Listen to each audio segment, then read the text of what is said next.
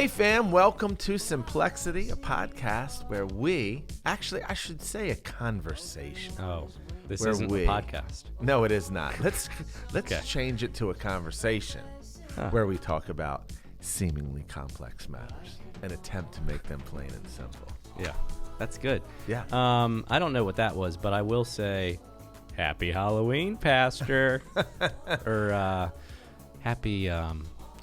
Happy Harvest Festival, No, Trunk or treat. It's All Saints Day. All Saints Day. Yeah, we're Right? gonna have some listeners. What- They don't celebrate Halloween, do there's they? like 12 holidays that everybody wants identified on this particular day so that Halloween doesn't get the... Yeah, cover it up. So I don't know what this... I do believe that it's All Saints Day, and I'd love to provide you the history on that, but I today. cannot right now.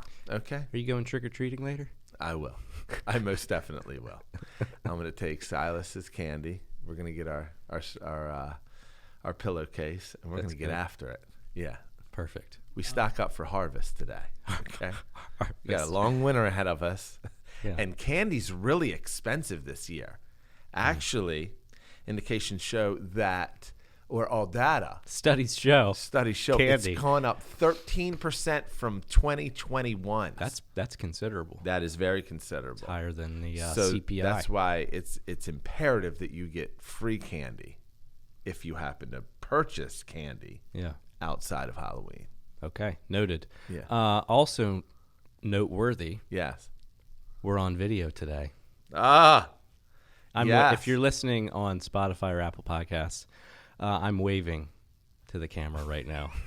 And you're like, man, I'm missing quite out. the dainty wave, Oh, too. come A lot of on. fingers. How you doing? This is how you wave, not... That looked kind of, I don't know. That's a manly wave. You I didn't. you did something like that. Okay. Now the people listening, You're going to like, want to watch that. Yeah. Check us out on YouTube. You're going to want to watch that one back. Yeah. Where can they find us on YouTube? That's a great question. I have no idea. That's Lighthouse. That's Lighthouse. Yeah. Yes. Yeah. We should have our own playlist under the Lighthouse Church. Lighthouse Church channel. There we go. Simplexity. Okay. Yeah, we'll get that up and running. Cool. We'll get on that.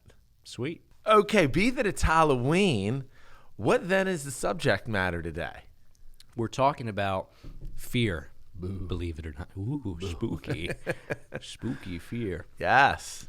So with that being the case, before we get into the subject matter, I wanted you to share a fear that you have. Ooh. I have a fear that I'm going to share as well, but Okay. Why don't you go first? I can go first. So I alluded to this a couple weeks ago when you shared that story about cutting the middle. Cutting the middle. Which I still want to turn into a T-shirt, by the way. Don't cut the middle. Don't. Well, Especially when driving. Yeah, that'll be the first line of merch that we release.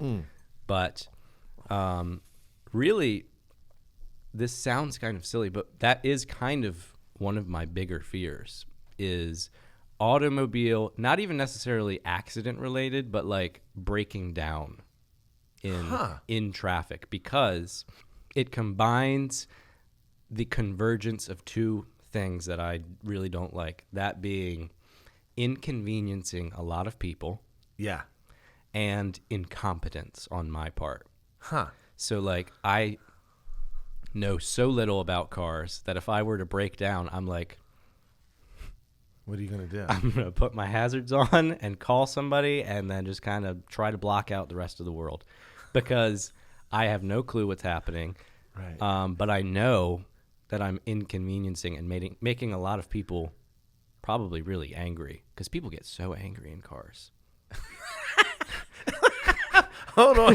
They get angry in cars? Okay, you're opening this can of worms. I need to. Okay.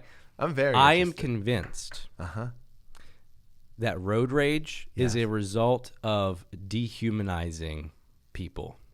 Right. In that, since you're in your own car, you're separated from people, you can act a fool because you're in your own little world, and who cares about the other cars? It's the same thing that we see on social media. Same principle. I was getting ready to like same principle. Right. So social media is So just the road rage of technology.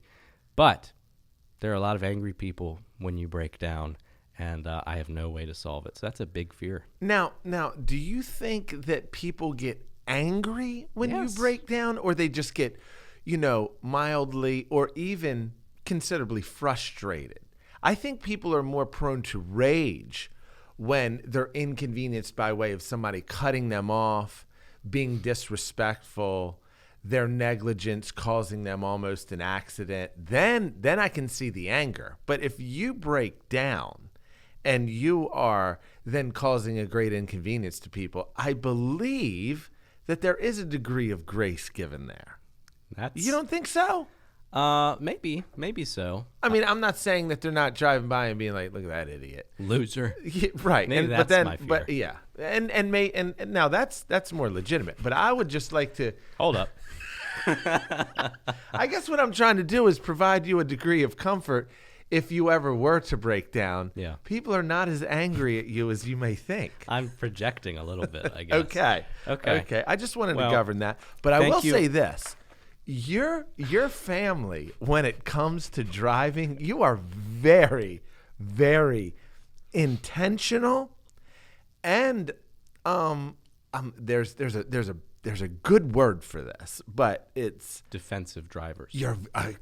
thank you. Mm-hmm. You're extremely defensive. I've pulled up to your brother before while driving down a highway only to get his attention. He won't look to the left. This is John. This is John. John won't look out of his driver's window. He's a 10 and 2. Yeah. Eyes on he's the still road. a bad driver, though. He's a very terrible attentive, driver. but not a good driver. No, I can see why people get angry at him. Definitely. That's because he's doing 40 on a highway. Yeah. No, people have complained to me that they've like been driving next to me and trying to mess with me or like get my Yeah. attention. Oh, yeah. And it doesn't work because No. You guys took driver's ed serious. Yeah, took and it I nice. respect you for that. I Sorta. quoted driver's ed a couple weeks ago. That's when the road is the slickest. Okay, what's your fear? Stop making me feel bad about my fear. What's yours? My fear is that I spend a lot of time either in public settings or Pastoring in front of people, and specifically where I'm on a stage. I do have a fear of having something on my face. Yeah. Yeah. Oh. Because I feel So looking- because I'm surrounded many times by cynical people that I don't trust would tell me. You know how you're supposed to be your brother's keeper. So if you got a booger on your face, you'd be like, "Hey, my man, I want to help you out." Yeah. At times, I second guess as to whether or not people would really be honest with me. Yeah. And so I wonder, do I have something on my face? And that's what everybody's looking at. It's a subtle fear, but nevertheless, it's still a fear. Do you think that's a source of pride at all, or is that what's going on there? Anyway, Hold on. But I also had... you're like, we spent 5 minutes on your fear. yeah. Let me talk about it. But I would say the fear that rivals that as well as being a father now, husband, having 3 kids, is financial instability. Huh. So when I think of my future, I think of their well-being, I think of college, I think of helping, all of those things. That does cause me a concern. So that is something that I have to give to the Lord. Whereas, like, if I have something on my face, I don't feel like I can really give that to the Lord. You don't think so? Yeah, that one, like, what's he going to do if I do have something on my face? Do you see how I've thought through this fear? Yeah, a lot. Now, I'm curious if you shared that other fear simply because your son Asher's in the studio today. But No. nope. No, I'm more concerned about Lucy inside. That's good. Okay. Well, due to the fact that it is, I'm going to say something cringy here, spooky season. Sorry about that. Okay, I'll let it ride. Sorry, everybody. I have a list of phobias. Okay. And so what I'm going to do is I'm going to read the name of the phobia, and you have to try to give your best guess as to what that is a fear of. Okay. Okay? So here we go. Got a few of these. There's a really long list, actually. I had to go over it for the best ones. I glanced over earlier. I did not see any answers, promise. I was trying to decipher the words. Go ahead. Okay. All right, here's the first one. And I apologize in advance for butchering the pronunciation of these. But here we go. Samhainophobia. Whoa. It's a phobia of sand. It's a fear of sand. No? I don't think that they're going to be quite that. I wouldn't even know where to begin, so I'm Yeah. trying to start somewhere. This is like an interesting gauge of your mind. It's like Yeah. a psychological test. No, Yeah. it's actually the fear of Halloween. Wow. Timely, no. Yes. Okay, next one. Cacophobia. Caco? Caco. Cacophobia. Cac. A fear of laughing. I want you to dig deep on some of these because Then I would I say don't. a fear of cactus. Oh, I don't know where to go. I like how that was digging deep for you. It's actually a fear of ugliness. Which sounds really subjective. How would I ever how would anybody ever come up with that? I don't know. Okay. You might have a better time figuring this one out. Okay. That's a little hint for you. Chronometrophobia. Chrono. Wheels are turning. A fear of time. Close. Fear of clocks. Okay. But I thought All right. I thought that your Greek knowledge would assist you there. Yeah, did not. Well, it did. Sort of. This one should be decently easy as well. Octophobia. A fear of octagons. Hold up. A fear of October. Keep going. A fear of shapes. A fear of Fear of the number 8. that too. I was getting ready to. That was in there somewhere. Yeah, that would have been guess number 10. All right, 2 more. Ilorophobia. I lure. Mm-hmm. Nothing. Go. I'm not even gonna. Wow, try. we've hit the end of your creativity. Yeah. Fear of cats. Is this you? No, I don't fear them. I just don't like them. Just despise them. Right. I loathe them. Oh, I've talked to a lot of congregants about your disdain of cats, and we're forming a little bit of a coup. Are you? Yeah, because we don't appreciate it. Start a small group. I'd like to come to it. A little bit of rebuke and correction. Yeah. Okay, last one. Here we go. All right. Ataxophobia. A taxo. Yeah. A fear of paying taxes. I would say fear of tax. It is actually a fear of disorder or untidiness. Ooh, hey, I have that fear. Yeah, I tried to curate some of them to you. Asher has that fear as well. A fear of Disorder or untidiness. Yeah, I can relate with that. I appreciate that. Yeah. And by the looks of that list, I mean, it goes on and on how many fears that we have. And truth be told, now let's break this down. Because what I feel is that as of late, and I mean as of late, this is over the last several years, what has really surfaced and been made aware is that so many of us struggle with fear. I mean, I was just thinking as I was telling you about that matter of my fear of financial instability or the future.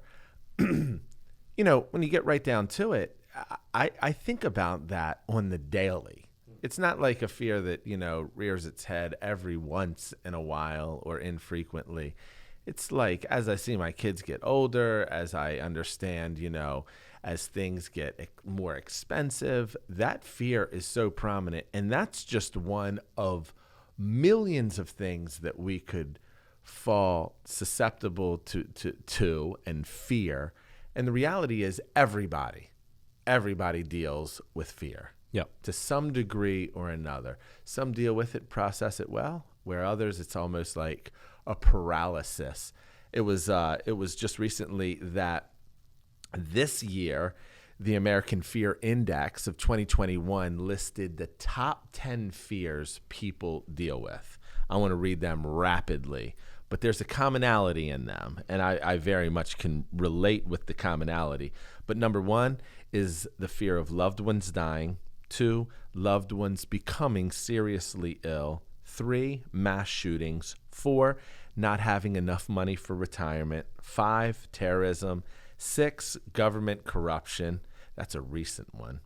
7, becoming terminally ill. 8, hate crimes. 9, high medical bills. And 10, widespread civil unrest. If you think about it, and you were able to spend time sort of surveying that list of 10, they actually have categories in them, most of which are the fear of our physical well-being or the well-being of a loved one, fears that pertain to our financial stability or uncertainty, fears of pain inflicted by corruption, hate crimes, terrorism, the unknowns, people that are preying against you. But although you can categorize them, the reality is that all of them have one commonality, and that is that they are matters that are outside of our control. Like we can't even really get our hands on them. So when it comes to the well-being of a loved one, sometimes we think, well, we can do something if we were given terrible news about our physical state or a disease that we had. We think we can fight it, whereas we can't fight for a loved one. Yeah, that stands out to me because those are the top 2. Yes. You know, top 2 being either loved one dying or loved one being terminally ill. You have to go all the way down to 7. Totally. For it being you becoming terminally ill. And that's interesting to me because it is one step beyond your control. Right. And so the things that we fear the most typically are the things that we can control the least. And so that's just common between all of us. Actually, it was just recently, I think I was telling you about it, but it was an article that I read that speaks to this massive influx of in the Midlands and out west, where these contractors can't even keep up for the demand of building what are called Armageddon bunkers. And so they're building these elaborate dwellings that are like stories underground by these multi-millionaires and billionaires for the suspected forthcoming Armageddon, World War III, nuclear invasion, all these things. The problem is that when they're hired, these contractors are to go in and they sort of have to moonlight these building. Moonlight, meaning they got to do it behind some veiled insulation, whether it's in the night hours. Oh, wow. They're like signing non-disclosure agreements.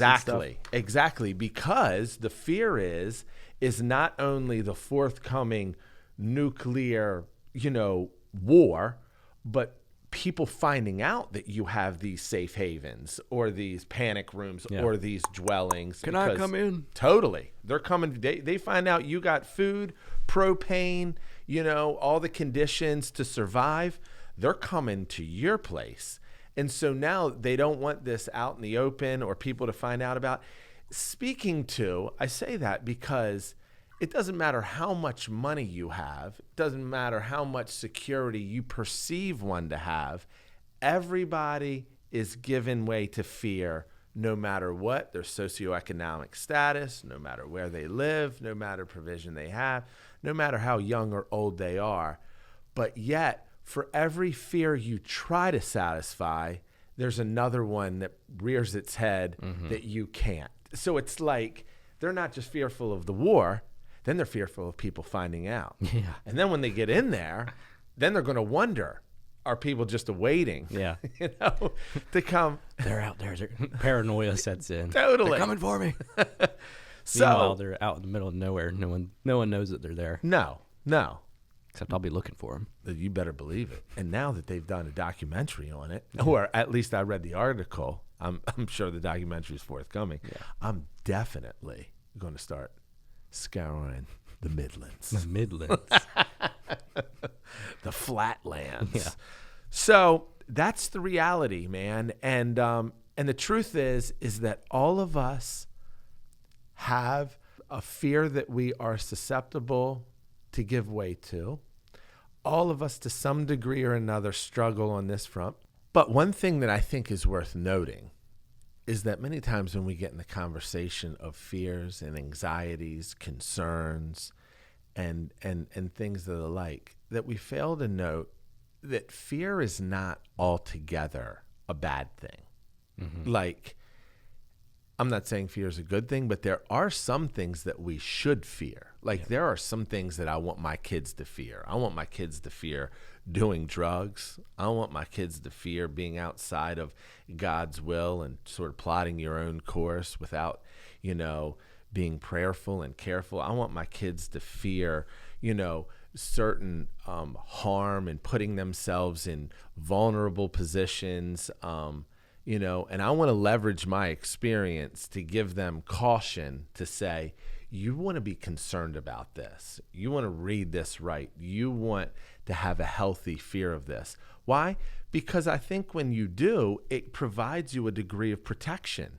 And so it's not a matter of is fear altogether wrong. I just believe it's how you view fear that makes it either healthy or unhealthy. Jesus in John 14, this has been one of the most impactful scriptures that show the humanity of Jesus, the sensitivity of Jesus, but also the instruction of Jesus. Hours prior to his imminent crucifixion, Jesus summons all his disciples to himself, and he sort of gives them his last departing words. And so what he's getting ready to do is really encourage them. And he says this to them in John 14:1. He says, "Do not let your hearts be troubled. You believe in God, now believe also in me. For in my Father's house there are many rooms, and if it were not so, I would have not told you. But where I go, I prepare a place for you, so that where I am, you may be also." Ultimately, what Jesus was speaking to is, I'm getting ready to die. Mm-hmm. I'm going to rise again, and I'm going to go and prepare a place for you to dwell for all of eternity. But he starts by saying, don't let your hearts be troubled. Now, what they were getting ready to witness was his brutal torture. They were going to watch him be sort of flogged, beaten, spit upon, scorned, exchanging the hands of various high priests and government officials in this kangaroo court, mocked and ridiculed, and then executed. Yeah. So for them not to let their hearts be troubled would be a little impossible. They were finite and they were human. What he ultimately said is, don't not mourn. That's not reality. Don't not fear the unknown. No, it was going to be too much for them to witness and see. What he said is, do not give way to despair. Mm-hmm. Meaning you're getting ready to fear and you're getting ready to get shook. But when you are shook, do not give way to you throw in the towel and walk away, convincing yourself it's over. That was all wasted. I think fear has that temptation for us. It's to convince us the future is going to be worse than you can imagine. It's inevitable. The thing that you think will happen. And so what's the use of even pushing on? That's the paralysis that comes out of fear. Jesus was trying to caution them, don't do that. Yeah. So you're going to fear, but don't give way to all of the paralysis and the despair that will come with it. And so I think that is the thing that we who are susceptible to fear and anxiety need to learn to govern. That is something that we talked about a couple weeks ago when it comes to failure. Peter let his fear force him to throw in the towel. Right on. And fear can kind of lie to us, I think, that it has to be this all or nothing mentality, meaning if there is a presence of fear, which we know there will be. Right. Fear's lie would be you need to be consumed and fixated and despairing of whatever this fear is. You need to be controlled by it. That's correct. We were talking about how fear is really the absence of control. And so we let fear control us. Right. In that's all that we give our minds to. That's all we give our thoughts and our plans and our attentions to. Fear is a reality, but it doesn't have to control us. And it's not an all or nothing approach. Absolutely. And I think, this is why whatever it is that we fear and whatever phobia that we have, Clocks,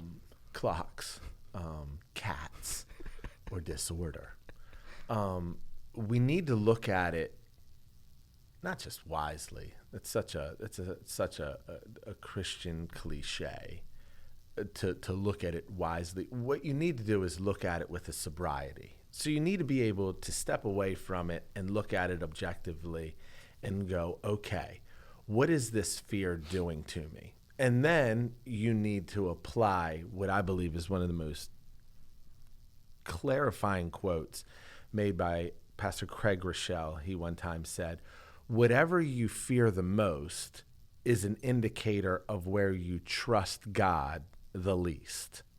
And so when you look at your fear through a sober lens and clearly, you need to then understand what it is that I'm fearing is indicating where I am not trusting God. Yeah. And so when it comes to me fearing about my financial future, truth be told, it's just me minimizing the provision, the protection, and the blessing that God has provided me up till this point.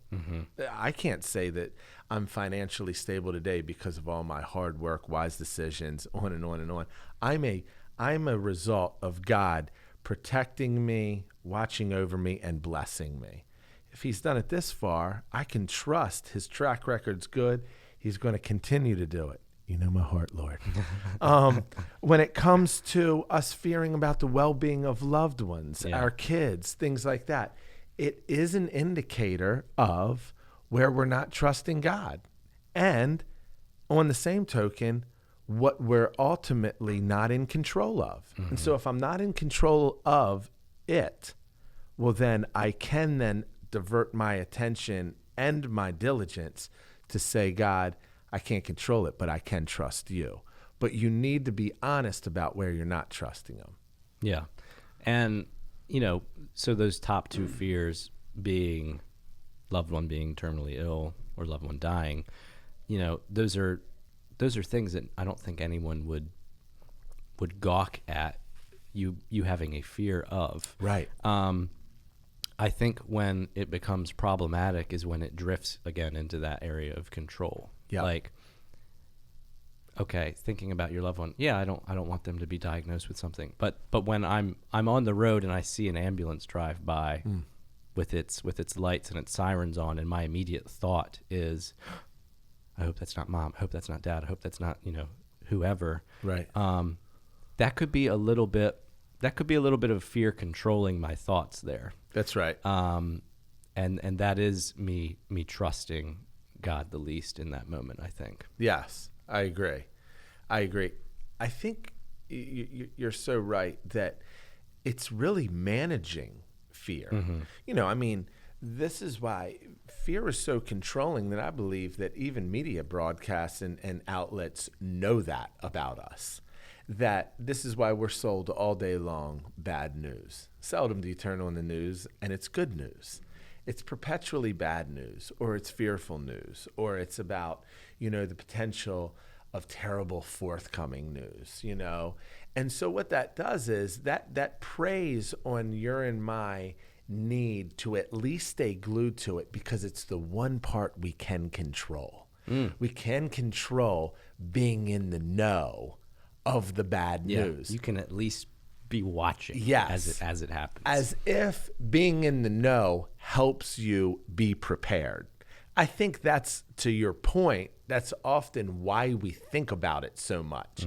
It's that we think about it, become all consumed by it, because we're convinced that in so doing, we're prepared for it. Yeah. Like if it comes, I'm going to be wide-eyed to it. That's why I appreciate that Scripture says to take every thought captive. That's right. Which in my head, I'm thinking, take every fear captive as well. Amen. Bring that under the submission of Christ and say, this ambulance driving by, my initial thought is to be fearful.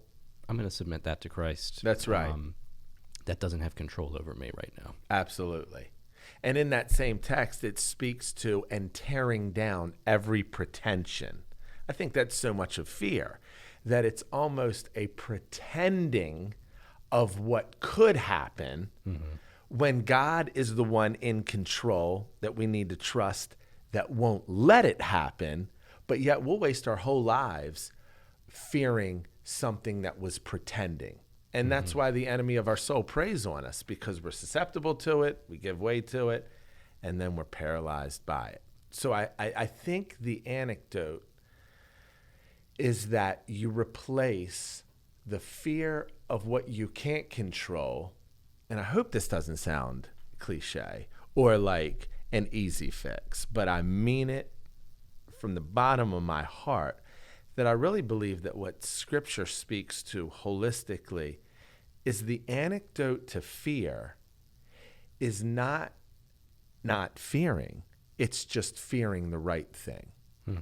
So when the Scripture says that the fear of the Lord is the beginning of wisdom, ultimately what it's saying is that when you fear him rightly, or you live in awe of him, you see and you understand and you revel in his grandeur, his majesty, his sovereignty, it provides you wisdom to then see what is pretending, what is rivaling him, what is setting itself up against him, so that you can tear it down. It's not just don't fear. Try that. Yeah. That doesn't work. I mean, that's ridiculous. It's realigning your fear to something bigger, grander, more awesome, more powerful, that then provides a right perspective on all the little sub-matters of our life. I think when we live in a healthy fear of God... If I may, just interrupt real quickly, because I feel like the fear of God is something that I have wrestled with, and I feel like many people wrestle with, is that recognition of fearing God doesn't mean that you walk in like trepidation or that kind of fear. People kind of recoil at the concept of fearing God rightfully. Yeah. Because again, it's one extreme of the other. Like, no, God and I are buddies, Yeah. And he's my number one pal. What do you mean be afraid of him? Or it's the extreme of there is no intimate relationship. It is simply exclusive reverence. No father, son, father, daughter. Like, speak to what does it mean and what does it look like to, and you touched on this a little bit, but just more clarity on how do you rightfully fear God? Totally. My brother, he's a lieutenant in the fire department. He was a decorated Marine. He's a man's man, incredible guy. And he has walked up through the ranks as a public servant, and he's a special ops guy, but he always refers to this one chief that he has. And his superior, he said, one of the things that I love about him is that he's really personal, that he understands, whenever it comes to the guys that are beneath him or that he covers, he knows, a lot about their life and their affairs and, just their well-being, and he's always checking up on them. But the personal aspect of him, he never blurs the line of the professional. So he said he's watched guys that this chief has been very close to, loved on, cared for. He said he's watched that chief fire them on a spot at the mishandling of a fire. Wow. Like reduce them, suspend them. He said he does not play games. And he said, but yet you can't define him in only one or the other category. He said you can't. He's too personal for that. But his professional aspect of him makes it so that when you're around him, you're very conscientious of your conduct, how you're coming across, how you're respecting him, how you're regarding the language you use. He said Jack said it's a motive when you get around him that you kick into this gear. And he said, and it's extremely healthy because not only does he believe in you, this chief, but he expects the best from you. I heard Jack tell me that story not too awful long ago, and I thought, that's a healthy fear. Yeah. That he has a healthy fear of, I want to regard this man's position and I want to watch my conduct in his presence. But I know that he cares for me and he loves me, but at the same time, there's a standard that he's going to hold me to. That's what it means to have a healthy fear of the Lord. And to your point earlier, we blur those lines often. Like, oh, Jesus is my homeboy. Yeah. Whoa. Jesus is the God of the universe. Everything seen and unseen he created by his spoken word. That demands a healthy fear. And when you see him rightly, you then see all your other fears rightly as well. And so you put them in the rightful category. Wait a minute, God's bigger than that. God cares for me more than that. God's in control of that. God's going to protect me from that. Or if he doesn't, I have such a healthy fear of him that I believe that his purpose is bigger than what I see. That was the best analogy I could have. When I asked that question, I had no idea that you had that one in the chamber. I had that little in the old back pocket. That wasn't a golden nugget, my friend. That was a golden bar. No, but don't mean to be cheesy with what I'm about to say, but I'm afraid that we're out of time for today's episode. That was good. That was good, Boots. I like that. But yeah, so keep all that in mind as you're trick-or-treating tonight, folks. That's right. That's right. Well, actually, our target audience probably is not trick-or-treating tonight. But, if you're a parent, you got kids, you're walking. That's true. And you're stealing candy, and you're telling your kids that it's going to rot their teeth while you keep it for yourself. Yeah, don't be too afraid of those dentist bills. That's right. That are coming down the pike. But next week, we'll be talking politics. Ooh. Ayo, and we'll just leave it at that. Yeah. I can't wait. Yeah, it's gonna be a good one. Absolutely. We're gonna have a little debate. Yeah. No, I'm just kidding. We might. There's a slim shot, but we might even have a guest. Oh. Yeah. I'm not making any promises, Boots. If it works, it works. If it doesn't, it doesn't. And I'm just going to go ahead and leave it at that. Okay. That's perfect. But if you enjoyed this episode, we appreciate everyone who has liked and followed us on wherever you get your podcasts. Yes. It's cool seeing those follows come through. Absolutely. The reviews. Boots, have you read some of the reviews? I have. Okay. There's not many, so you can read them quickly. Yeah. Go, if you want to, this is like, if you want to leave us a little message, if you want to say anything to us, we'll give you a shout out next week. Yes, we will. No, but you can review as well. But also follow us on Instagram at Simplexity Podcast. We've got video. We got video on this episode. So also don't forget about YouTube, our other friend. But we'll see you guys next week. Absolutely. Love you guys.